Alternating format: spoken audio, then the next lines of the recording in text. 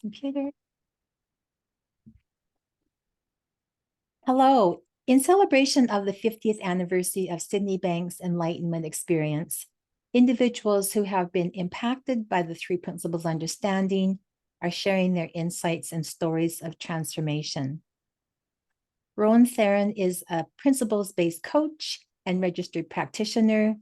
He's a trusted advisor, mental health facilitator, sports performance coach, entrepreneur, and IT professional with 20 years of business experience. As one of the top pioneers in his field in Australia, Roan leads the Three Principles Australian community, including apprentices and practitioners, with the goal of changing and improving the landscape of human performance and mental well-being in Australia and New Zealand. So welcome, Roan. Thank you, Maria.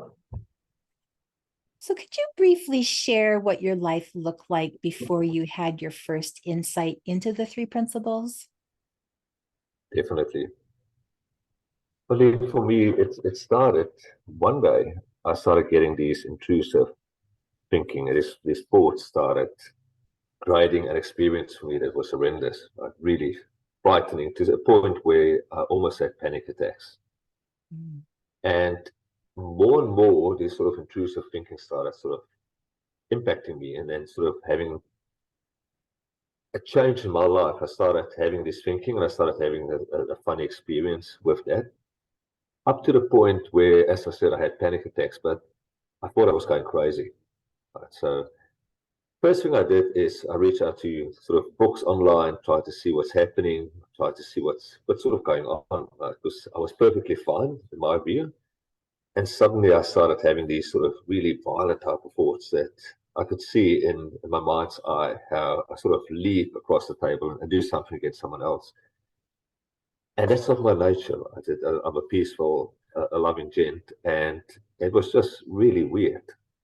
And I read online that it's a thing called intrusive thoughts, right? And it becomes an ODC thing, an obsessive compulsive disorder thing, where you need to go and see a psychologist to get things sorted. I thought, well, if I do that, something must be wrong with me. Right? So I put it sort of on hold for 3 months, and I tried to live with this. Um, Doing that, it was just really frightening.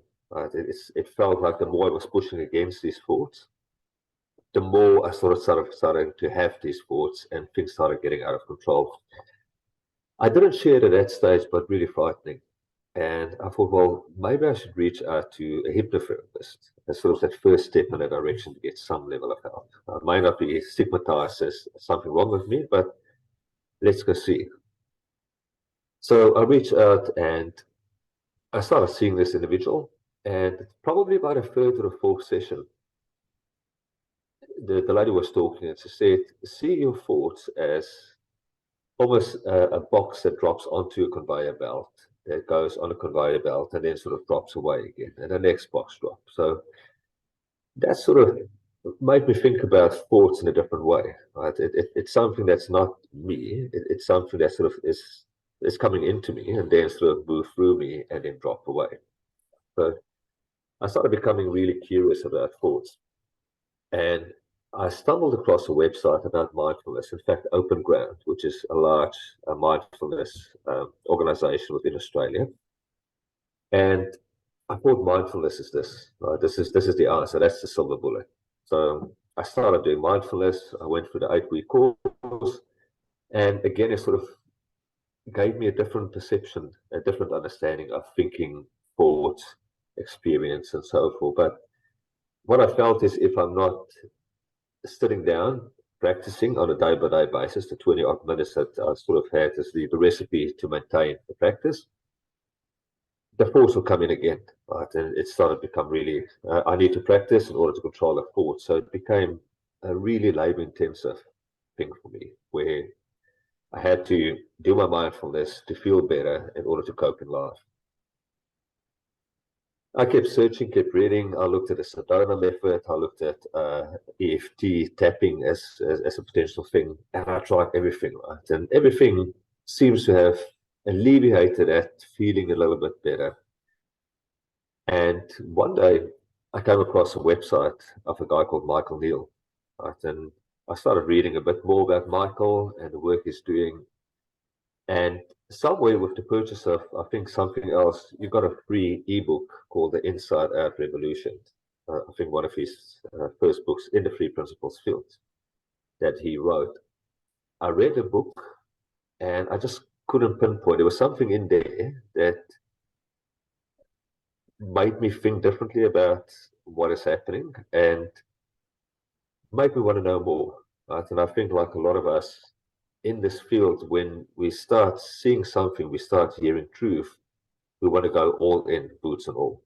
Right? So I became a Three Principles junkie. Right? I started following people. I started reading as much as I could. I became really obsessed with understanding more and getting more and sort of getting deeper into this.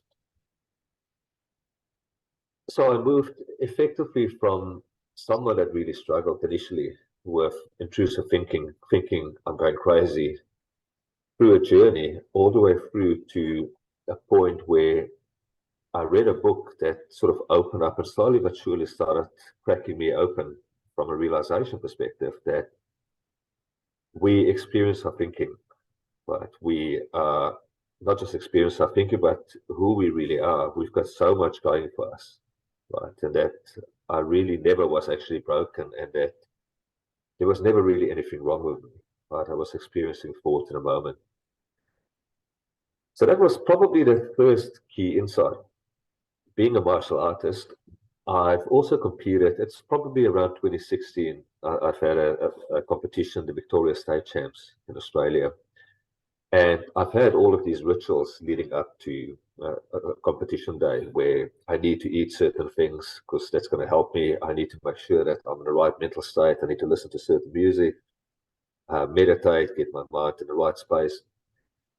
And if I don't do that, you have these butterflies, this sort of flutters coming up because it is combat, it's adrenaline being sort of released in your body. And just before stepping on the mat on a Saturday afternoon, everything just really went quiet. And I suddenly saw for myself that all that stress, all that worry, all that panic before a fight is me thinking that things are going to go wrong, that my thought is creating that experience in me. And suddenly, when the thinking settled, I was in an optimum state to compete. And I did really well. I got a silver for that, I not gold, but it was a completely different experience of seeing thought in motion and seeing how thought creates experience. So I think that's sort of my life before to sort of where I'm at today. So that's a really remarkable insight, like clearly seeing thought in action. So how has your life changed and your practice changed since gaining a new understanding based on the three principles? Firstly, from a personal perspective, Marlene, I think life looks different. It's a completely different vantage point. It's like we've viewed life in a certain way, and suddenly someone tapped in the shoulder and said, "Hey, look here," and they've opened up a whole new life, full of possibilities, full of potential. I think I became much more peaceful, more stable. I realized as well that whenever I'm either in a positive or negative feeling, I know where it's coming from, and there is nothing really to do, especially with the negative, the bad feelings.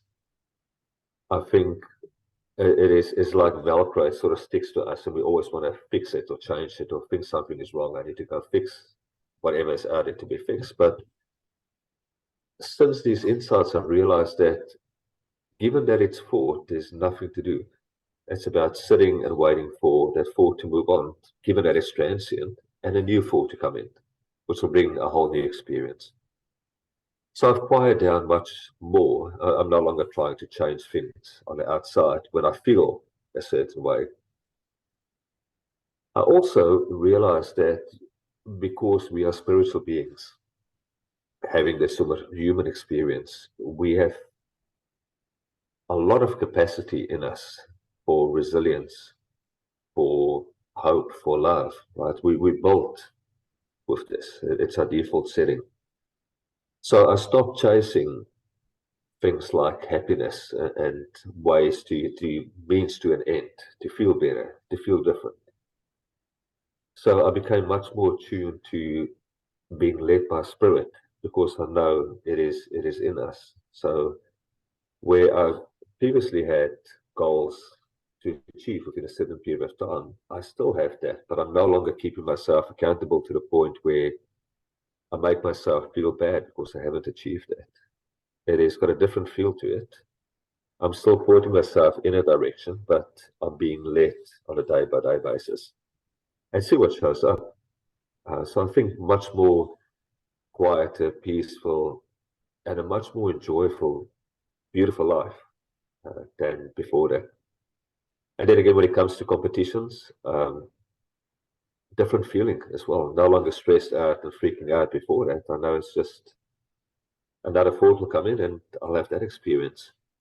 Not just have it changed personally, but from a professional perspective as well. When I'm giving talks and speeches to large crowds, I used to be really scared of public speaking. And again, I know where that experience is coming from. So a new world opened up for me, right? From a leadership perspective, engaging people. From a practice point of view, I started sharing this understanding with whoever's interested in hearing. Nowadays, I work, as you mentioned, either with sports performance people that came to a point where they want to increase their performance, um, helping practitioners establish a practice, helping people with mental health issues. And usually, the mental health people I see is people that's been through the system and struggling to find answers. And they sort of come out on the end and say, "Look, I need some help." So a complete change from a personal, professional, and practice perspective. Beautiful. How do you see this understanding changing the field of mental health and our understanding of the human spirit? Well, I think mental health is probably one of the reasons that got me into this. And I think a lot of people struggle from a mental health perspective, and I can see it getting worse. I'm working with a lot of kids in a martial art context where we're teaching them anti-bullying.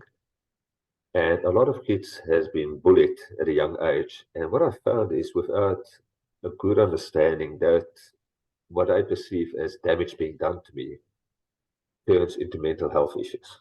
So they're being bullied, but that bullying results in anxiety, results in depression, results in other things that they are starting to struggle with as they start becoming teenagers. Also, if I look at statistics, following the existing mental health approach in a country like Australia, for example, things are not getting better. Right? We've got more people committing suicide. We've got more people dealing with anxiety, depression, um, that is incapable of living a normal life. And I think something as simple and profound as the principles is going to bring a lot of people back to their true nature, to understanding first and foremost where experience comes from. But secondly, also who they really are and what they have going for themselves, that irrespective of the history, what I've been through, they're fine. They're living well. They're healthy, and there's so much more on offer. So I think from a mental health perspective, I think the time is right for someone to take the stage and really sort of create a groundswell. And that's what I've been trying to do in Australia is to lead people and practitioners together to make that change. Thank you very much. You're very welcome.